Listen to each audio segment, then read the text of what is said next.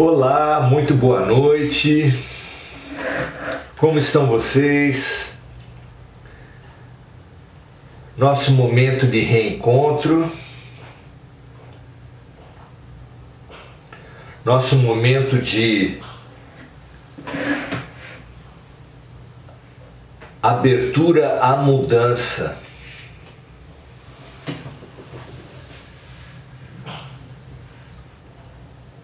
É um prazer, é uma alegria estarmos juntos, estarmos escolhendo passar o que tivermos que passar juntos. Cada um de nós tem lá a sua situação, a sua dificuldade, como cada doente num hospital tem lá o seu remédio. Nenhum de nós pode pretender o remédio alheio, o hospital de Deus é perfeito. E a cada um de nós é dado o tratamento, o remédio, de acordo com o diagnóstico específico de cada um. Então, aceitemos, louvemos os nossos remédios. Ontem estivemos aqui também reunidos, tratando de um tema da maior importância, que é a questão dos vícios, a questão das dependências, a questão das falsas soluções às quais nós nos entregamos quando entra em nosso coração uma mentira muito comum ao mundo, segundo a qual a vida não tem sentido. Nos vemos acuados pelas dificuldades, injustiçados pelas atitudes alheias, e isso faz com que desejemos fugir do mundo de alguma forma. Os mais ousados buscam formas diretas de suicídio. Os menos ousados buscam formas indiretas e buscam inconscientemente situações de fuga em que possam abreviar a sua vida, na ilusão de que, tirando a vida, os seus padecimentos, suas dores vão se abreviar, vão acabar. De alguma forma, na visão daquele que sofre, passa sempre essa ilusão, essa mentira de que fugir da vida abrevia a dor.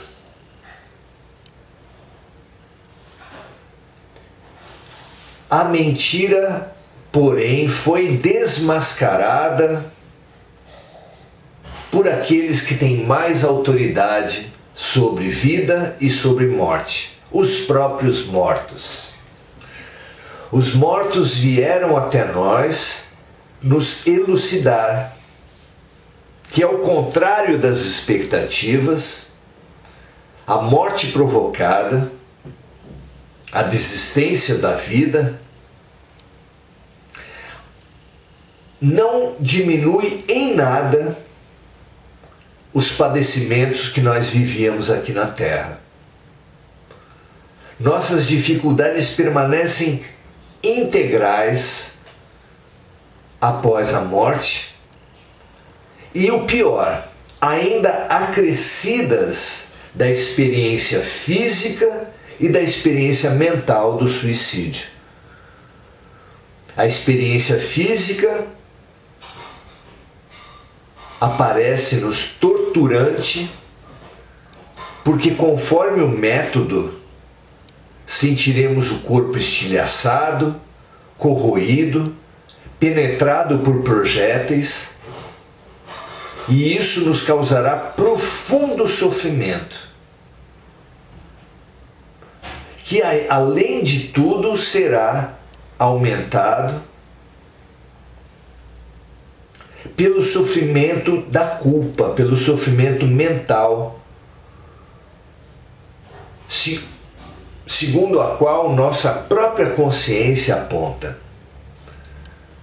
A ingratidão daquele que recebeu uma sublime dádiva da vida, um maravilhoso remédio através das situações, mesmo que dolorosas, que todos nós passamos, e ao invés de cooperar com a própria cura, rebelou-se, cuspiu no prato que comeu, como um paciente ensandecido que saísse da mesa de cirurgia que o salvaria para permanecer na doença gravíssima que experimenta, aumentando em muito a sua dor dia a dia. Como assim?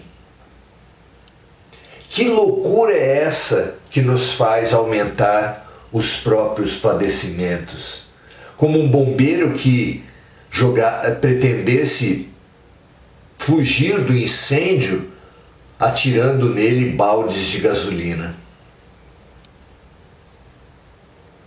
Muitos de nós, diante de situações de amarguras, de traumas, de frustrações, de raivas, de mágoas, de culpas, sentimentos torturantes e envenenantes de nossas almas,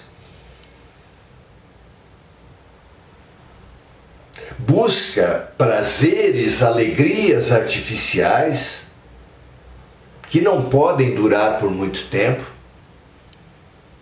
e que efetivamente não apenas não duram, mas se deixam suceder por angústias, depressões, tristezas, como é o caso de todas as drogas. Conhecida é a ressaca após a ingestão de grande quantidade de bebida alcoólica, mas também a síndrome de abstinência se segue a todos os vícios, mesmo aqueles que não estão ligados a uma substância. Aquele que é viciado, por exemplo, no jogo, sente corroer-lhe por dentro, mesmo sem o veneno de uma substância corrosiva, a ansiedade, o terror, o pânico típicos do jogo, como se o seu próprio corpo exigisse aquela adrenalina, aquela substância, aquela ilusão que é injetada no seu corpo, na sua alma, quando joga. E assim, o viciado em consumo sente ânsias de voltar a comprar, e assim, o viciado em sexo, em substâncias, em todas as ilusões pregadas pelo mundo, também sente-se em abstinência e precisa comer para além da fome, precisa beber para muito além da sede, precisa da relação sexual para muito além dos desejos, como quem se livra de uma dor, quem pensa se livrar de uma dor, na verdade acarretando outras muito piores, porque emerge a culpa, emerge a frustração, emerge a sensação de fraqueza, a baixa estima. Em todos esses tipos de drogadições, Porque a criatura, porque o sofredor não consegue se desvencilhar do seu problema, nem mesmo alcançar a sua solução. Em relação ao problema, o dependente cultiva, mesmo que nas diferentes modalidades dos vícios, cultiva a ideia de que o problema são os outros. Pensando em, lamentando, acusando situações do passado, atitudes alheias, condições irremediáveis, concentrando-se em tentar mudar, em revoltar-se com a mudança, em pena de si mesmo em relação a situações que ele não pode mudar. E esse murro em ponta de faca, essa briga contra a vida, lhe consome as energias restantes que seriam tão importantes para ele encarar as verdadeiras soluções para a sua vida.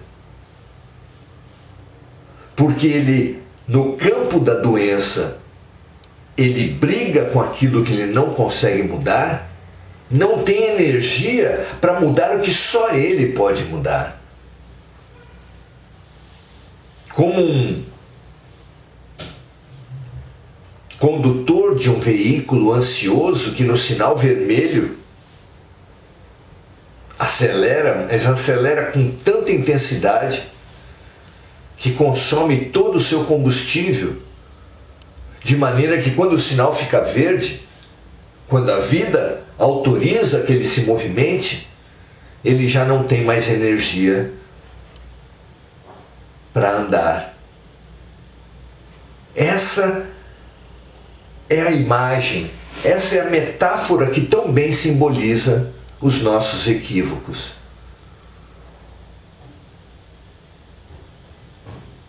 De tanto brigar com a vida, com o que não podemos mudar, ficamos sem energia, sem lucidez, sem coragem para enfrentar o que só nós podemos mudar.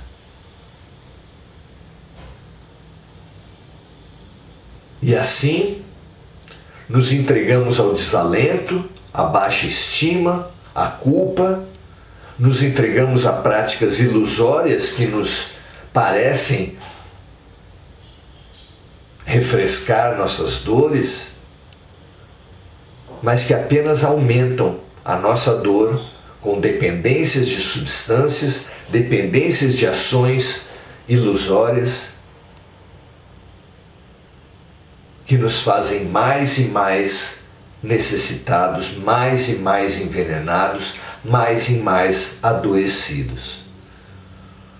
Somos viciados de todos os tipos, dependentes de todos os tipos, iludidos de todos os tipos, aqui reunidos em demanda de ajuda.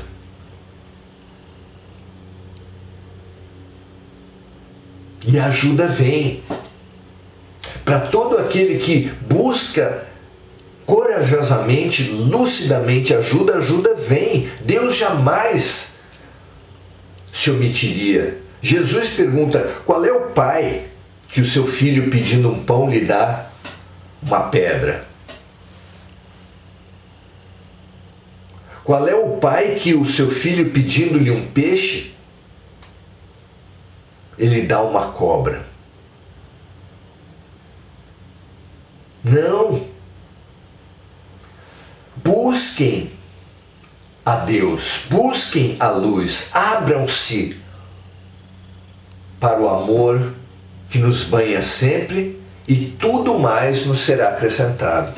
Busquemos o reino dos céus e tudo mais, tudo que nós realmente precisamos virá até nós. Por toda parte o Evangelho, Jesus nos ensina que o céu está sempre pronto a nos ajudar, sempre pronto a nos dar tudo o que é necessário, mas precisa que nós façamos a nossa parte. Ajuda-te e o céu te ajudará. Hoje nos reunimos aqui para aprendermos a nos ajudar. Nós que somos dependentes, nós que somos mergulhados nas ilusões do mundo, nas ilusões de prazer, de consumo, de substâncias, de prazeres. Nós precisamos nos ajudar com uma nova atitude. E essa nova atitude vem até nós com um remédio luminoso da oração, de uma oração atribuída a Francisco de Assis, fabuloso enfermeiro, fabuloso ajudante do grande médico de almas, Jesus Cristo. Hoje, para todos nós, e que nós estendemos e multiplicamos para todo mundo, para todos os necessitados que estão em nossos corações e em nossos pensamentos, e para todos aqueles que cujas dores nós não conhecemos, para todo mundo.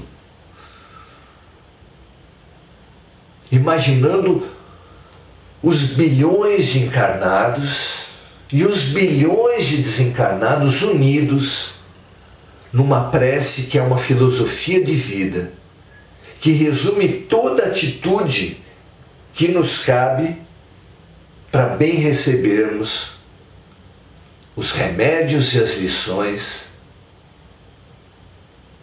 que Deus nos oferece. Senhor,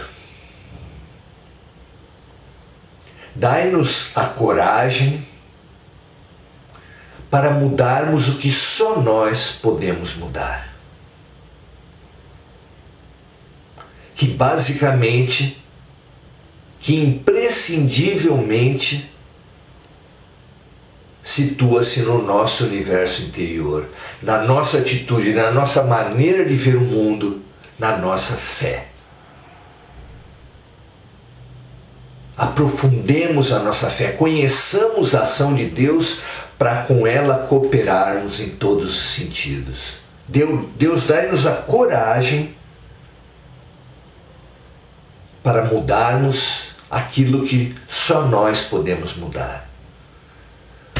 O reino dos céus está dentro de nós, precisamos mudar o nosso ponto de vista, a nossa atitude interior, fortalecer a nossa fé. Mas dai-nos também, Pai, a coragem de aceitar, a paciência de aceitar o que nós não podemos mudar. Que são dores inevitáveis, limitações que, por mais fortes que sejam, são os remédios que a vida nos traz para nos curar de nossos equívocos, que são tantas vezes a atitude dos outros, frente a qual a atitude dos outros, a nossa revolta, a nossa briga, a nossa guerra, a nossa pena de nós mesmos, em nada nos ajuda. Dai-nos então, Pai, a paciência para aceitar o que nós não podemos mudar. E além da coragem de mudar o que podemos e da paciência para aceitar o que não podemos mudar, dai-nos a sabedoria de discernirmos a diferença entre o que podemos e o que não podemos mudar. Que assim seja. Todos os nossos amigos, orientadores, anjos de guarda. Que assim seja todos os nossos companheiros encarnados que aqui nos reunimos. Que assim seja todos os companheiros desencarnados que aqui se reúnem conosco e que também, igualmente, precisam de coragem, de paciência e de sabedoria.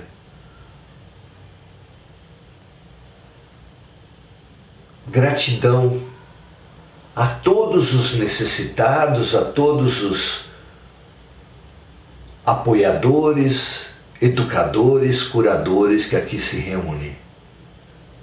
E que todos nós juntos, gratos e plenos de compaixão pela dor alheia, transbordemos essa gratidão, transbordemos essa fé, transbordemos essa boa vontade para bem enfrentarmos os nossos desafios, para toda a humanidade sofredora, para todos os animais que sofrem também, para todas as plantas, para todas as criaturas de Deus que enfrentam a dor. Graças a Deus. Muito obrigado por essa comunhão, por essa fraternidade, e que esse transbordamento de coragem, de paciência e de sabedoria amenize a dor de todos os sofredores da nossa terra, de todos os sofredores do universo. Graças a Deus. Saúdo então os companheiros dessa comunhão, Maria José Sobral, Regina Frutuoso Guerra, Ana Paula Duvareschi, Romano,